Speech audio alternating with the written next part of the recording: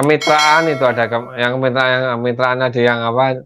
Kemitraan umum atau general partnership, yaitu semua pihak bertanggung jawab tanpa batas atas pengelolaan bisnisnya, termasuk hutang maupun piutang perusahaan, tanggung renteng ya. Keuntungan bisnis pun juga dibagi rata yang dituangkan tertulis dalam perjanjian kemitraan. Kemitraan terbatas atau limited partnership. Kemitraan terbatas terdiri dari mitra umum yang bertanggung jawab terbatas pada jumlah uang yang mereka berikan untuk usaha bersama itu. Mitra terbatas biasanya investor pasif yang tidak memainkan peran apapun dalam pengelolaan bisnis sehari-hari itu. Yang ketiga adalah incorporated limited partnership, yaitu kemitraan terbatas gabungan. Mitra yang tergabung dapat memiliki tanggung jawab terbatas atas hutang bisnis.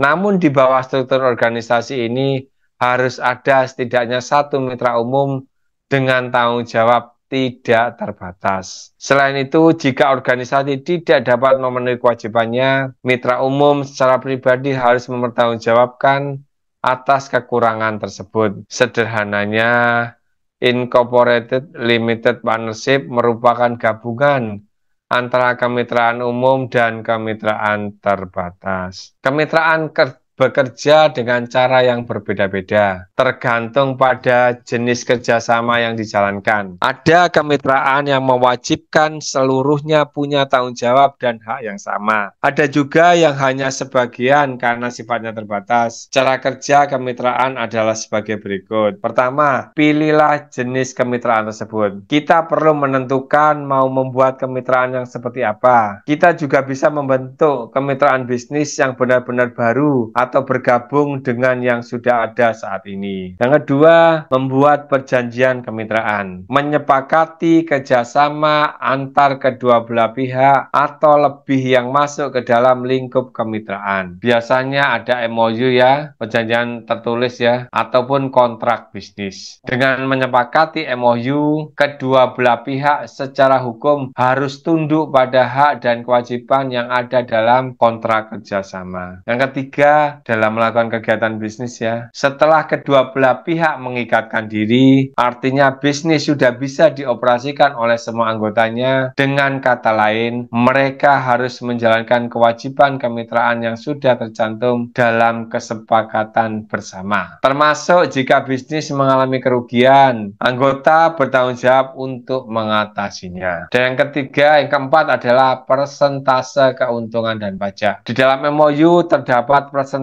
pembagian keuntungan yang merata dari bisnis yang dilakukan. Adapun untuk kewajiban pajak, masing-masing anggota akan membayarkan dengan nominal yang berbeda. Hal ini dikarenakan setiap wajib pajak memiliki penghasilan yang berbeda-beda. Bisa jadi ada anggota kemitraan yang memiliki usaha di luar kemitraan tersebut. Manfaat pola kemitraan ini misalkan di bidang pertanian ya. Yang pertama, manfaat bagi perusahaan adalah pertama, optimalisasi pemanfaatan sumber daya, baik sumber daya manusia maupun sumber daya alam. Maka efisiensi perusahaan dapat ditingkatkan, yang pada akhirnya keuntungan perusahaan dapat meningkat. Dua, tersedianya bahan baku yang relatif cukup dari sumber petani mitra usaha. Sedangkan manfaat yang kedua bagi petani, pertama adanya jaminan pemasaran hasil yang pasti dengan harga yang layak sesuai dengan kepastian. Ini ada jaminannya dan ada selisih keuntungan. Kalau kita tanam sendiri, ini ya tidak mesti, tapi seringkali ya saya juga pernah coba 2 kali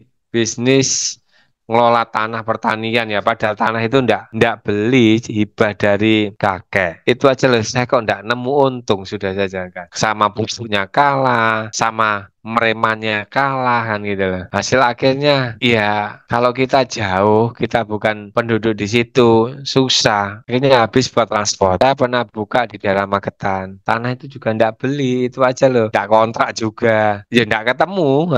Mungkin saya yang belum paham ilmunya. Yang kedua, manfaat bagi petani. Dalam hal tertentu, petani dapat terbantu dari segi permodalan, teknologi yang diperlukan untuk meningkatkan kinerja usaha tani tersebut. Dengan manfaat ketiga yaitu manfaat bagi pemerintah. Pertama, meningkatkan penerimaan negara sebagai dampak dari peningkatan pendapatan, baik dari usaha tani maupun dari perusahaan pertanian. Dua, meningkatkan penyerapan tenaga kerja di pedesaan dengan berkembangnya usaha tani dan perusahaan baik usaha budidaya maupun agroindustri. Contoh kemitraan usaha yang ada di Indonesia. Di Indonesia bentuk kemitraan UMKM jika mengacu pada pasal 106 dalam PP nomor 7 tahun 2021 tentang kemudahan, perlindungan dan pemberdayaan koperasi dan UMKM. Ada inti plasma, distribusi dan keagenan, subkontrak, perdagangan umum ataupun waralaba yang telah kita bahas di depan tadi. Inti plasma merupakan hubungan kemitraan antar usaha kecil dengan menengah atau besar. Jadi usaha kecil dengan menengah atau besar, di dalamnya usaha menengah atau usaha besar bertindak sebagai inti dan usaha kecil selaku plasmanya. Perusahaan inti melaksanakan pembinaan mulai dari penyediaan sarana produksi, bimbingan teknis sampai dengan pemasaran hasil produksi yang disebut inti plasma. Nomor dua adalah subkontrak dengan menengah atau besar. Jadi usaha kecil dengan menengah atau besar, di dalamnya usaha menengah atau usaha besar bertindak sebagai inti dan usaha kecil selaku plasmanya. Perusahaan inti melaksanakan pembinaan mulai dari penyediaan sarana produksi, bimbingan teknis sampai dengan pemasaran hasil produksi yang disebut inti plasma. Nomor dua adalah subkontrak. Subkontrak merupakan hubungan kemitraan antar usaha kecil dengan usaha menengah atau besar yang di dalamnya usaha kecil memproduksi komponen yang diperlukan oleh usaha menengah atau usaha besar. Misalkan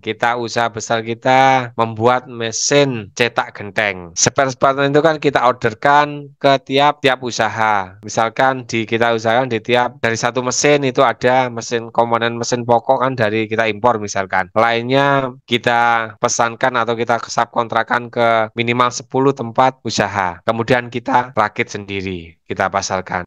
Tapi desain industri itu sudah kita patenkan untuk ini bisa yang merupakan subkontrak dan bisa untuk memangkas biaya-biaya terutama yang berhubungan dengan karyawan. Ini yang sulit sekalian gitu. Yang ketiga, dagang umum. Dagang umum merupakan hubungan kemitraan antar usaha kecil dengan usaha menengah atau besar yang di dalamnya usaha menengah atau besar memasarkan produksi usaha kecil, termasuk kebutuhan yang diperlukan oleh usaha menengah atau usaha besar dilakukan pada mitra. Waralaba tadi ya, keagenan. Agen adalah hubungan kemitraan yang di dalamnya usaha kecil diberi hak khusus untuk memasarkan barang atau jasa oleh mitra. Agen itu biasanya mengambil pada distributor, kemudian dia memasarkan ke toko-toko, ke konsumen-konsumen ya. Sedangkan distributor biasanya langsung pada pabrik biasanya. Yang ketiga, yang terakhir sahabat tentang maklun. Waktunya memang habis ya, mohon izin saya selesaikan ya. Maklun. Istilah maklun ini berasal dari bahasa Belanda yaitu maklun, yang artinya biaya produksi. Secara sederhana, maklun bisa diartikan sebagai jasa pengerjaan produk yang dilakukan oleh pihak lain. Misalkan, panjenengan ingin memiliki bisnis baju, makanan, atau minuman, atau kosmetik dengan brand jenengan sendiri. Misalkan, brandnya Raden Mas Deki misalkan. Tapi jenengan tidak memiliki sumber daya, modal, ataupun sumber daya manusia yang besar misalkan. Jenengan hanya memiliki modal yang ya lumayan lah, tapi tidak besar. Disinilah peran perusahaan maklun sebagai pihak yang bisa membuat produk sesuai dengan ide bisnis jenengan. Pada peraturan Dirjen Pajak nomor per 70/PJ/2007, jasa maklun adalah pemberian jasa dalam rangka proses penyelesaian suatu barang tertentu yang proses pengerjaannya dilakukan oleh pihak pemberi jasa atau disubkontrakkan. Yang spesifik, bahan baku atau barang setengah jadi dan atau bahan penolong atau pembantu yang akan diproses sebagian atau seluruhnya disediakan oleh pengguna jasa dan kepemilikan atas barang jadi berada pada pengguna jasa. Jadi kegiatan maklun ini masuk ke dalam bidang jasa karena melibatkan pihak lain dalam pengerjaan produknya. Dalam proses maklun, perusahaan maklun akan membuat sampel produk sebelum produk diproduksi secara massal. Di dalam dunia industri, maklun sering juga dikenal dengan istilah tool manufacturing. Selain maklun dan tool manufacturing, istilah lain yang dipakai adalah CMT atau cut make trim. Pada CMT biasanya bahan dan material produksi disediakan kita sebagai pengguna jasa. Tapi pada maklun semua disediakan oleh pihak maklun, beda dengan CMT. Bagaimana cara maklun itu adik-adik, teman-teman? Sebelum memulai kesepakatan maklun, jenengan harus memberitahu secara detail konsep produk yang ingin jenengan buat. Setelah menentukan produk dan bahan baku yang telah disetujui bersama, perusahaan maklun akan menyediakan layanan pembuatan sampel produk. Tujuannya untuk menghindari kesalahan pada produk yang akan dibuat. Jadi, jenengan bisa melihat produk sebelum diproduksi secara massal. Kita diberi contohnya ya. Jika jenengan sudah sepakat dengan sampel produk tersebut, perusahaan maklun akan melanjutkan proses ke tahap produksi. Misalkan jenengan mau membuat kopi misalkan, kopi cinta Radik misalkan.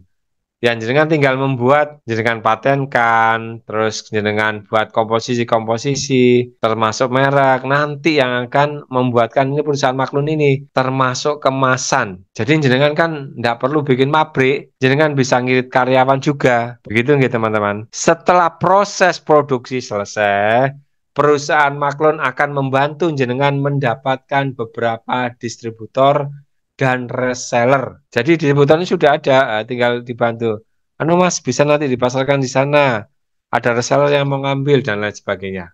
Sehingga memudahkan jenengan yang baru pertama kali berbisnis bisa melakukan penjualan produk kita sendiri, bukan produk orang lain ya. Jadi lebih eksklusif. Sebuah transaksi jasa bisa dikategorikan sebagai jasa maklun jika memenuhi dua buah persyaratan. Syarat pertama, persyaratan barang yang akan diproduksi dibuat oleh pihak pengguna jasa. Dua, barang yang sudah diproduksi dimiliki pihak pengguna jasa, baik sebagian atau seluruhnya. Contoh produk maklun di Indonesia, ada maklun konveksi ya, konveksi pakaian ya, maklun kosmetik, maklun produk herban, maklun parfum, dan lain sebagainya. Syarat dan cara maklun produk. Pertama, kita sudah memiliki merek yang terdaftar di Dirjen Haki dan bisa dibuktikan dengan adanya sertifikat merek atau bukti pendaftaran merek. Dua, menyiapkan berkas berupa dokumen perusahaan, yaitu badan hukum atau badan usaha yang digunakan untuk kepentingan MOU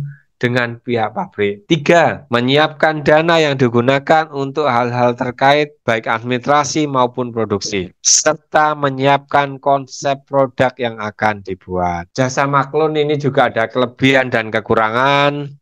Kelebihan jasa maklun pertama, lebih mudah, lebih hemat biaya dan efisien. Jenengan tidak perlu memikirkan modal untuk membangun pabrik, membeli peralatan produksi, dan membayar upah tenaga kerja. Itu kan yang bisa kita pangkas-pangkasnya banyak itu. Yang kedua, perusahaan maklun memiliki semua yang jenengan butuhkan. Jenengan hanya perlu menentukan rincian produk yang ingin dibuat dan perusahaan maklun akan membuat produk sesuai dengan permintaan Anda. Tiga, perusahaan maklun juga lebih efisien karena bisa membantu bisnis jenengan dari awal hingga produk bisa dijual ke konsumen. Jadi jenengan bisa fokus membangun brand saja agar produk jenengan dikenal luas dan laku di pasaran. Karena jenengan tidak bisa memantau proses produksi secara langsung, sehingga jenengan harus selalu melakukan follow up atau melakukan komunikasi dengan pihak vendor agar proses produksi berjalan lancar dan tidak ada kesalahan, terutama dalam hal kemasan ya, ini harus benar-benar jenengan perhatikan. Ya, jadi kita harus selalu melakukan follow up atau melakukan komunikasi dengan pihak vendor agar proses produksi berjalan lancar dan tidak ada kesalahan. Yang berikutnya, agar mencegah kegagalan produksi. Jenengan bisa membuat proofing atau sampel produk sebelum dilakukan produksi massal. Barakallahu fikum, teman-teman.